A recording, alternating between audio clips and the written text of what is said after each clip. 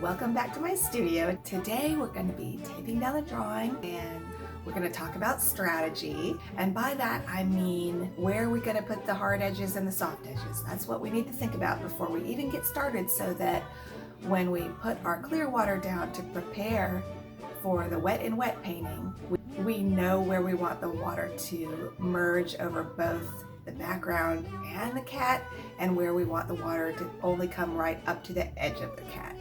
And of course in this painting, the front of the cat where it's being hit by light is where there's going to be a lot more hard edges, so we'll paint the background up to the cat.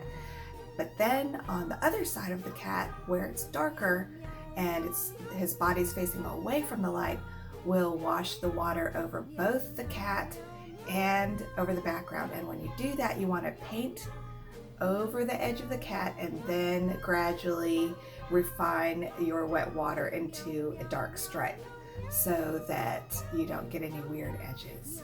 So we're going to start with that, and then we're going to start putting in the background and painting those stripes, and use some of my push technique where you put clear water in between the stripes to kind of push the stripes in on themselves and make some really interesting textures. And let me tell you, the push technique works best during the first wash. If you try to do the push technique during the second wash, for some reason the granules of paint aren't able to travel over the paper as well, and they don't create the interesting textures as much as if you would have done it in that first wash. So with a lot of watercolor painting, they say you do these first really light washes, really light colors first, and then you do your darks at the very last of the painting. Well, with this technique, with dark stripes like this, it's really best to try to get your darks as dark as possible in the very first wash and let them granulate out with the push technique. So it's a little bit of a different approach. And so I don't want you guys to get frustrated, okay? Because this technique and this kind of painting takes a lot of practice. Tape down this painting and get started with the actual painting. I am going to tape my Bengal cat painting down on this. This is just backing board that framers use, and you can buy it online. And then I am going to tape it down. Okay, so this is the art. It is specifically art tape for taping on paintings. So I have been using that recently. I used to use just masking tape that you could buy at Walmart, but that brand that I use, Duck brand, they changed how they created their tape somehow. I could tell a difference, and it wasn't sticking as well. So I switched to this tape. It's not perfect. Sometimes it still comes up off my backing board, but it's the best I have found so far. As long as you burnish it down really well, and burnishing down means just making sure there's a good tight seal along the edge between the painting and the tape, like that. Burnishing it down like that. It will create a nice border. The cat knows that I'm videoing, so there you can have a little bit of kitty cam. And we've got the painting all taped down, and we are ready to go. So I'm just going to lightly erase some of these lines. I don't need all this. Being careful not to erase over my masking, because the masking will come up with the eraser. Now, let's talk about this cat a little bit before we get started. What makes this cat absolutely look like it's glowing in the picture, the reference picture, that you might not notice on first glance? What makes this cat glow, in my opinion, is you see how he's got warm orangish yellow tones in his fur? And then look at that nice gray soft background that is somewhat complementary. What's complementary to orange? Purple. Well, the background on this in the reference photo is kind of a blue, but that is a far enough away complementary color on the color wheel. It is across the color wheel from orange, so that really helps make this cat glow. Now in my last attempt to paint this, I did a much more purple background, but I also used purples in his coat, and that kind of pulled it all together. So I might do a more bluish gray background, more like the reference photo, to really make him glow a little bit more than I think my first attempt. So we'll see. We'll attempt that. And I've got him all masked out. I masked out all these little white areas, especially along in here. I was especially careful to get that nice and masked out. And I think we are ready for our first wash. Now, one of the other things that you might want to think about before you even start is, where do I want my soft edges? I would suggest having a soft edge along the back of his neck, where it's not as important of an area. That's a good place to attach him. And another area that you might want to attach, and in the actual reference, this is bright white area. But in the first attempt that I did, I made this a soft area and kind of made this merge back with the background as well. So that's a possibility. But the best place for a soft edge is along the back of the cat, where he is in a shadow. So we'll probably stay true to that. I think it would be pretty to keep this all really bright and white, brighter than I did the first time around, just to have that pow of contrast. So that's another kind of thing that you want to think about before you even start painting, is, where are my soft edges? Another place to think of having a soft edge is under his chin, where there's a shadow anyway. That's another place we can go in and do some attachment, maybe with this line of brown that comes up through here and comes up under his chin. So those are things to think about. I'm going to get all the areas wet, and I've got a little bit of indigo blue in my brush. I don't mind that, and plus maybe it'll help you guys see where I'm putting down my pre-wash, I guess you'd call it. Up in this area, I want there to be a pretty soft edge, so I'm gonna go ahead and moisten that. That edge will come up under his chin, I think. And I'm going to let this area dry quite a bit, because I want this to be a really soft edge, but I do want an edge to be quite apparent. I don't want it to be a completely disappearing edge. Now, normally I would be moving my painting around, but because I'm videoing this, I don't want to do that. So I'm moving my body around a lot so that I can see. I'm going to paint all along. This edge is going to be really bright. We might decide to tone it down later, but let's give ourselves that option to take it or leave it. So I'm going to have all this bright area, but a soft area too under his chin. I'm getting this area really wet because this can be really, really soft. Doesn't matter. And this area needs to be drier. I am going to change my background, you guys, from when I did it the first time. I'm going to make it more blue and less violet. In this other painting of the same cat, I was experimenting with what it looked like to mix burnt sienna with Winsor violet. So this time I'm going to experiment with indigo, and I want it really pretty blue. I want it blue with a touch of gray.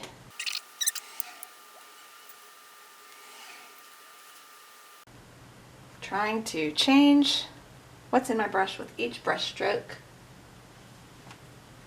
And then I want to use a brush that holds a lot less water so that I have more control at this point, and also sop up some of this extra water along the edges. I don't want there to be a hard edge. You don't want puddles almost ever, because that will create those weird hard edges. I'm going to mix some pretty thick ultramarine blue. Okay, now I want a lot more sienna. I can already tell in my brush there. I'm getting as thick of burnt sienna in my brush as I can.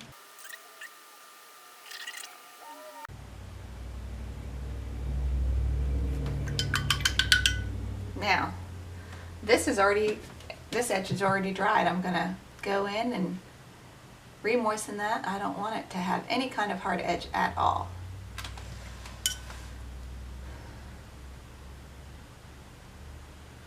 Using clear water to soften up that edge. I'm gonna rework this stripe and get it pretty dark and put several different colors in. And I'm thinking that's might be getting some clear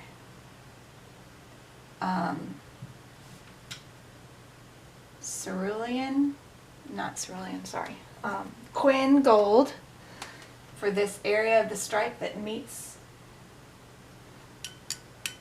the lightest area of the cat, which is right about here.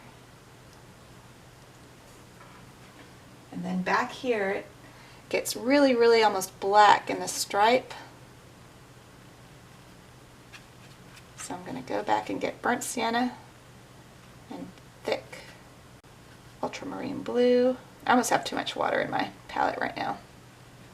Along the top of this stripe, he's got some very black areas.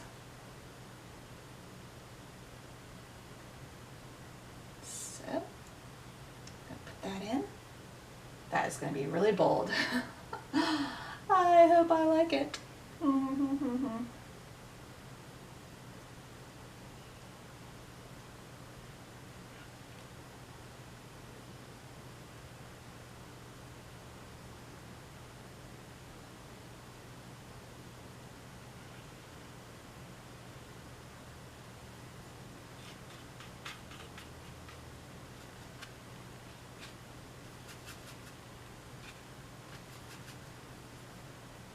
It's almost too wet in here. I'm going to sop some water up, and I'm going to go in with some Quin gold and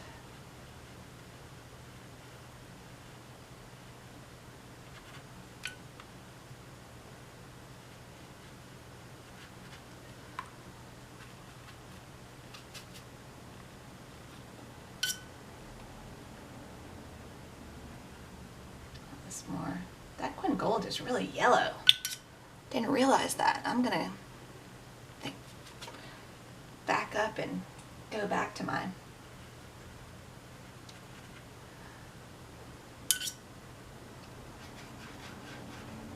More burnt sienna, less Quin gold, I think. It is it's reading pretty yellow. I don't really want it that yellow.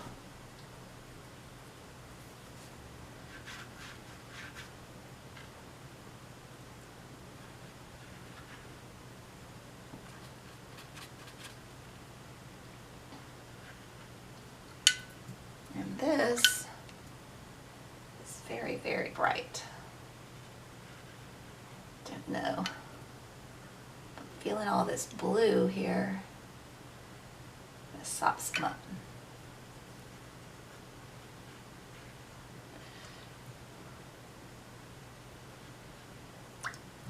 I'm putting some clear water in between these stripes here, because I don't want them to have any hard edges at all. Soften up some of this. Oh no, I don't like this.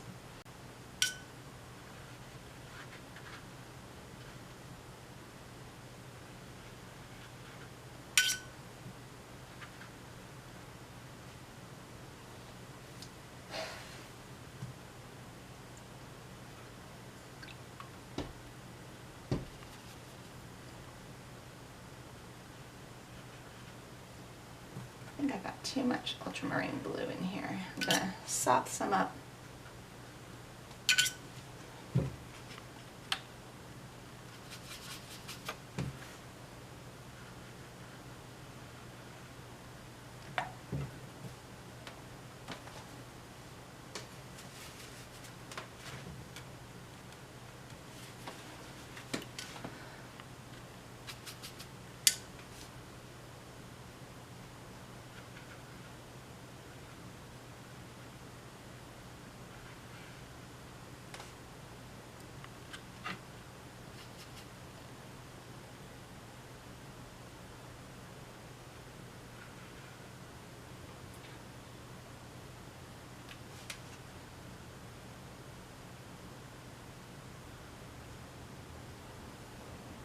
Going with some pure lamp black.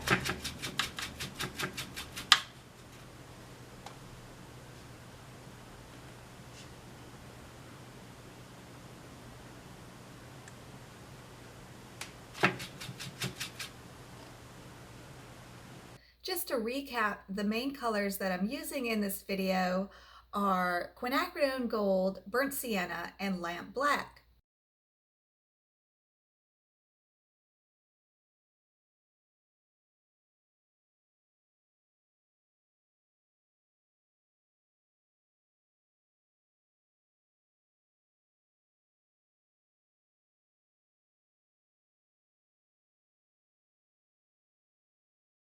So I'm keeping everything really wet, and these areas that I'm painting into are moistened, and I am painting with a mix of quin gold. At first I was painting with pure quinacridone gold and it was just too bright. So I dulled it down a little bit with some burnt sienna.